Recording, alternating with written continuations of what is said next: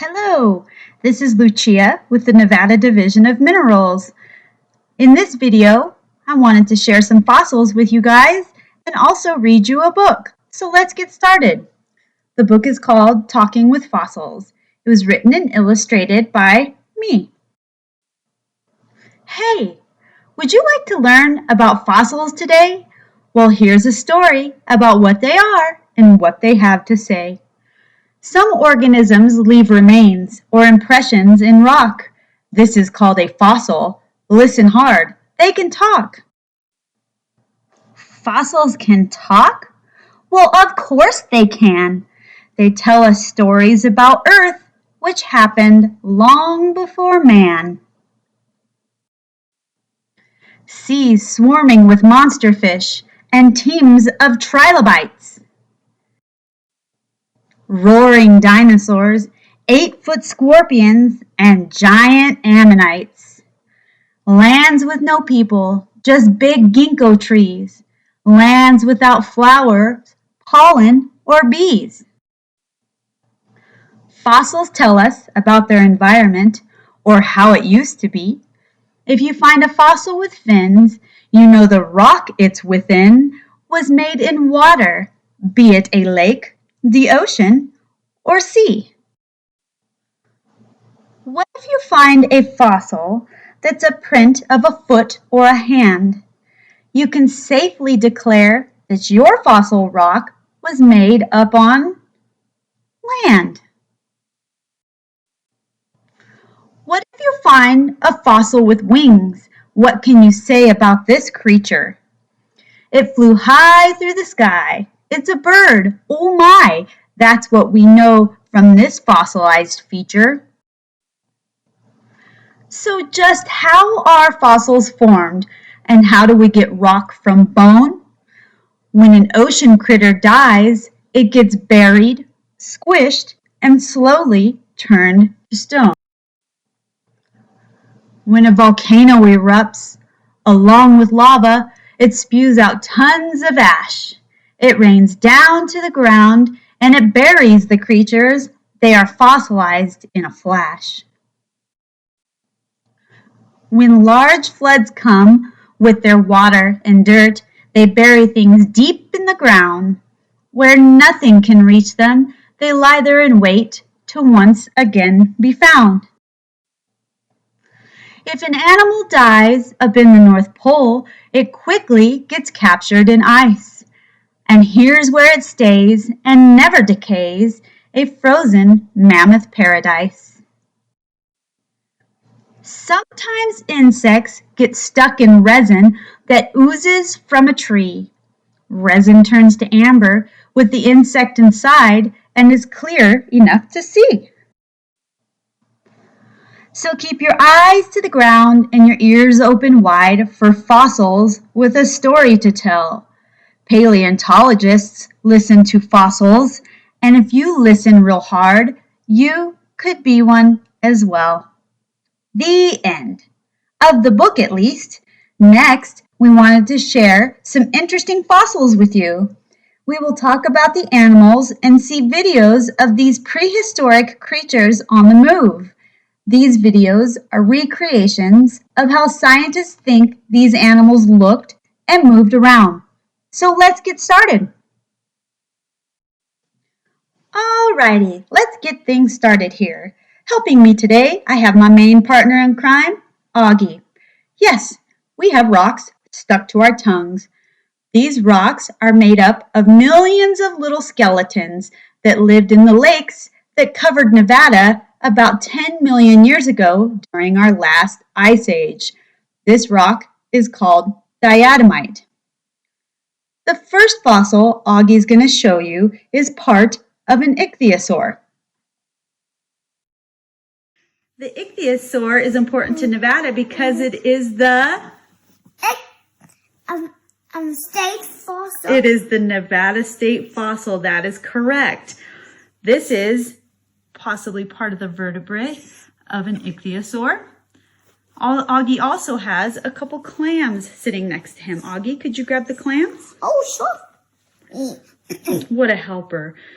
All right, these two clams were both found out in eastern Nevada by Eureka. These two clams both have very thick shells. A thick shell tells us that these clams lived in the ocean. Now, why would clams that belong in the ocean be found all the way out in eastern Nevada? Well, let's explore that. The reason these animals that live in the ocean are found way on the other side of Nevada, the part of Nevada that's farthest away from the ocean, is because up until about 175 million years ago, Nevada was mostly covered by the ocean. It was only in more recent times, geologically speaking, that Nevada was dry. Let's talk about the clams, and then we will watch a video about the ichthyosaurs. Clams are mollusks. They have been on Earth for a very long time. They live in lakes and oceans all over the world. Some clams only live for 1 year, while other clams may be over 500 years old. They consist of 2 shells and are filter feeders, meaning they eat little tiny particles of food that are floating in the water. Clams range in size from tiny clams that could easily fit into the palm of your hand to giant clams that weigh over 500 pounds. This video shows how a scallop clam moves around.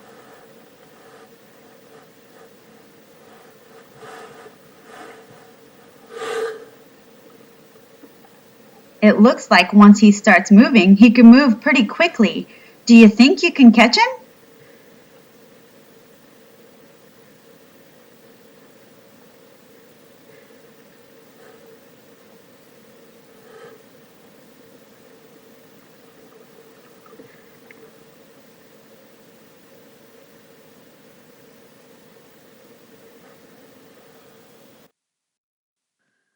There were once great dinosaurs roaming on land, flying through the sky, and dinosaurs gliding through the oceans. Ichthyosaurs were one of the dinosaurs of the oceans. Ichthyosaurs first show up as fossils in rocks that are around 251 million years old. Ichthyosaurs were swimming in the oceans 20 million years before the dinosaurs showed up. Ichthyosaur means fish lizard. While they may look like a prehistoric dolphin, one of the major differences is how they use their tail flukes to swim. Dolphins' tails are flat, and they move them up and down, where tails of marine reptiles like the ichthyosaur and the mosasaur move their tails from side to side. The ichthyosaur had sharp teeth and a long, narrow skull, which made it very good at catching prey like squids and fish. Ichthyosaurs also had very large eyes, the largest eyes of any animal. They believe these large eyes help them to see in the deep, dark water. Your eye is about 1 inch wide. An ichthyosaur's eye is about 10 inches wide. That is 10 of your eyes. Some ichthyosaurs were small. They were about 3 feet long. That's about how tall you are if you're in preschool. Others were up to 85 feet long. That's about 2 school buses. They used paddle-like fins and the side-swiping motion of their tail to glide quickly through the water seeking out their prey. Would you go swimming with these guys? Fossils of ichthyosaurs, like ones found right here in Nevada, are the reason scientists know how these ancient creatures lived. Each part of a skeleton, no matter whose skeleton it is, adds to the story on who the creature was, how it moved, and how it lived. From head to the shoulders, knees, and toes, fossil skeletons give information to scientists, helping them recreate the past.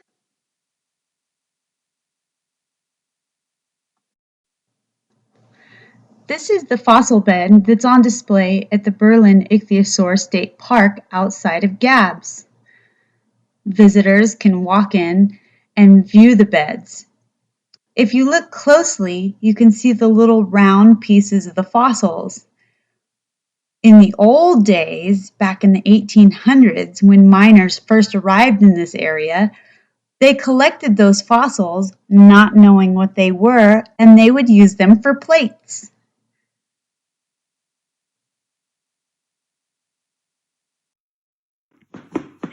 Here with a very silly little face is again my helper Augie, and this time we have some ammonites in our hand.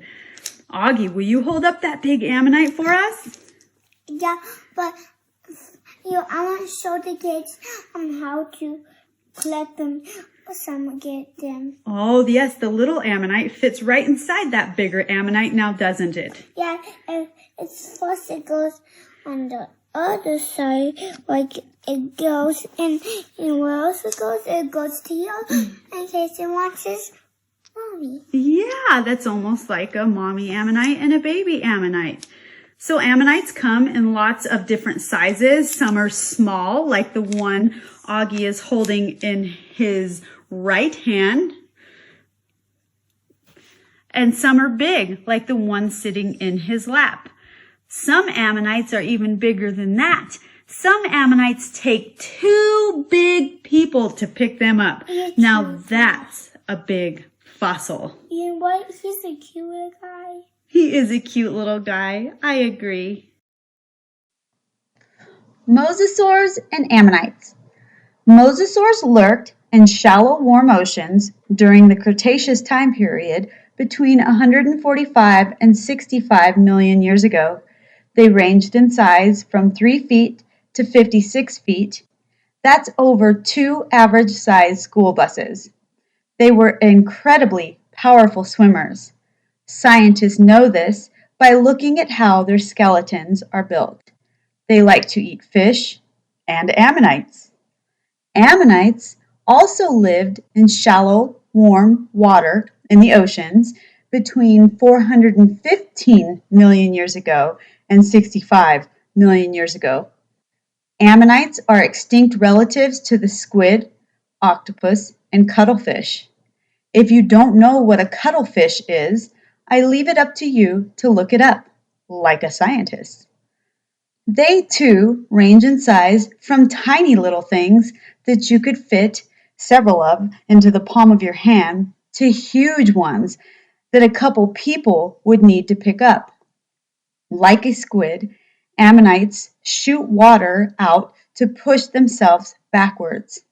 They ate mollusks, like our clams, fish, and other cephalopods. An ammonite is a cephalopod. They would catch their prey with their tentacles, like a squid or an octopus does. Ammonite fossils can be found here in Nevada. All right, Augie, why don't you tell us which fossil you have in your lap? Mosasaur. A mosasaur, exactly. So what we can see in this fossil is the jawbone of a mosasaur. Here's the jawbone, and where's the teeth, Augie? Show them the teeth. There you go. The little brown spots are the teeth. You want to show you? I'll count them out, and then you see how many teeth. All right, let's see how many teeth we have in this fossil. 1, 2, 3, 4, 5, 6. 6 teeth in the mosasaur fossil. That's enough to eat a snack.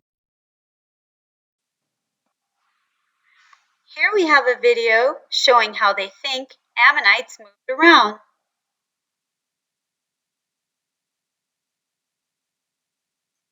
You can see how he moves backwards, pushing air out of his body.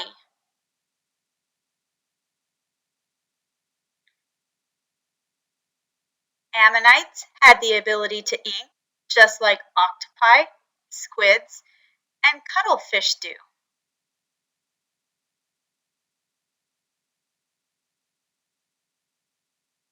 Here's a mosasaur lurking in the background. Maybe he's looking for a snack. Look at all those teeth. Would you go swimming with that?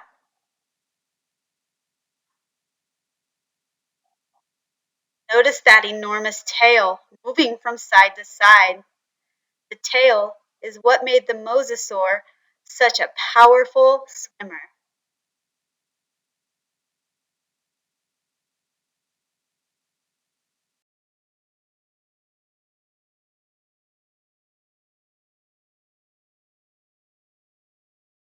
Next, Augie has some trilobite fossils to share with you. Trilobites come in lots of different sizes. The one against Augie's chest is obviously very big, and the one sitting against that one is a little bit smaller. What do you think about the trilobites? I think they got extinct like the other dinosaurs. They did go extinct. Trilobites are extinct. There were hundreds of different types of trilobites that once lived in the oceans, and now there are none. Alrighty, let's talk about these trilobites for a minute. Trilobites are a group of marine arthropods. Arthropods are a group of animals which include insects, spiders, and crustaceans. Trilobites lived between 542 million years ago and 252 million years ago. They moved over the seabed as predators, scavengers, or filter feeders. Some swam feeding on plankton, and some even crawled onto land. Trilobite fossils can be found here in Nevada. This is a fossil of a trilobite that we have in our cabinet. How would you like this guy crawling on you?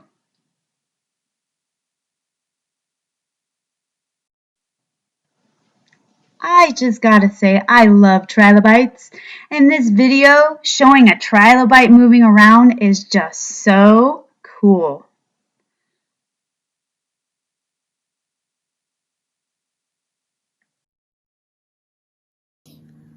Now, in Mr. Augie's hands, we have a baby mammoth tooth.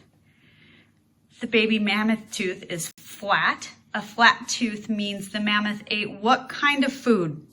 Plants. Plants. Very good. And trees and bushes. Very good. And trees and bushes. On the outside of the tooth, we see some white stuff. This is enamel, just like the enamel on your teeth. Show some enamel, Augie. Nicely done. If we flip over the tooth, we can see this nicely polished surface of the inside of the tooth. This tooth was found in rocks that are about 10 million years old in South Carolina. Alrighty, woolly mammoths. Woolly mammoths lived between 800,000 years ago and 10,000 years ago. These animals are very well studied compared to other prehistoric creatures because of the discovery of mammoths frozen in ice in Siberia and Alaska. Mammoths were about the same size as the African elephants we are familiar with today. They were well adapted to survive in very cold environments. They were covered in fur and had short ears and tails which minimized frostbite. Mammoth fossils have been found here in Nevada and can be seen in the Nevada State Museum in Carson City.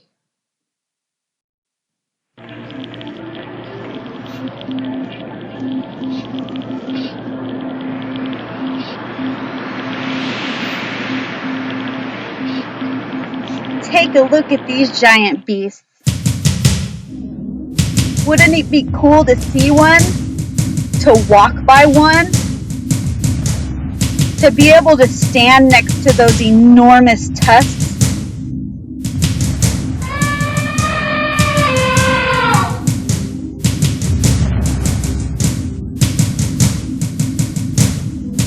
I bet he stayed warm with all that fur.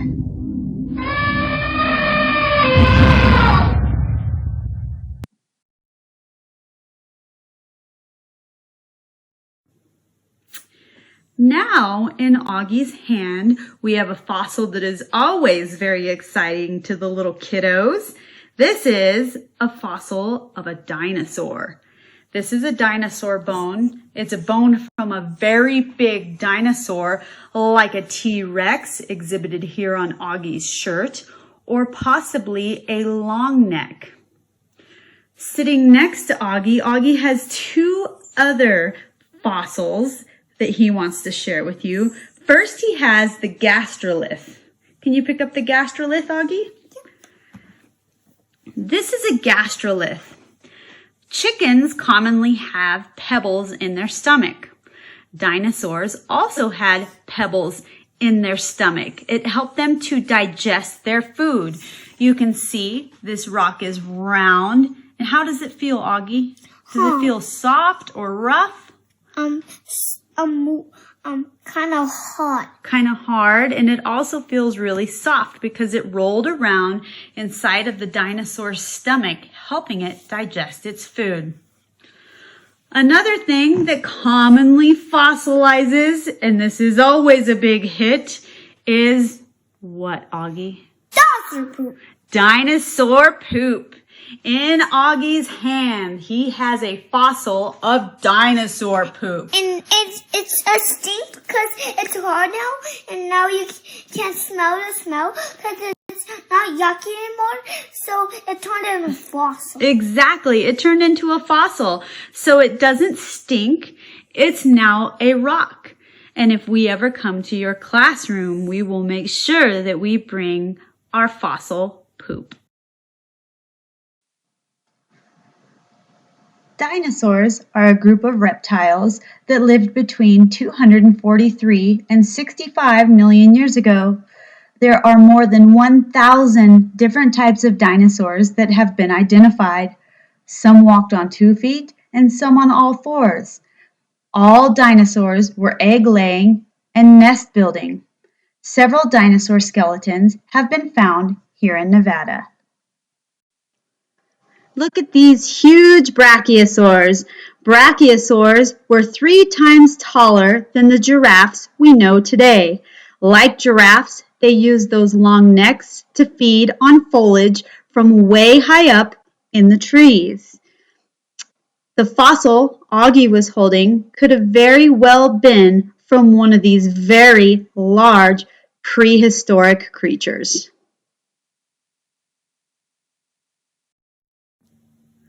Now what Augie has in his hand is a tooth from a megalodon. Megalodons are one of the biggest sharks that have ever lived. Megalodon. Megalodon means big tooth. They lived between 23 and 3.6 million years ago. Megalodons come from the same family of sharks that gave rise to the great white sharks. Megalodon is known as the largest and most powerful predator that has ever lived. The exact size of Megalodon is unknown because whole skeletons of sharks are rarely found due to the fact that their skeleton is made mostly of cartilage. Their large, thick teeth were meant for grabbing prey and breaking bone. It is believed that they preyed on whales, seals, and sea turtles. Well, that's all for today. For a great song about paleontologists, visit the following website or scan the QR code. We hope you guys have enjoyed this video. Thanks for watching. Stay safe and well.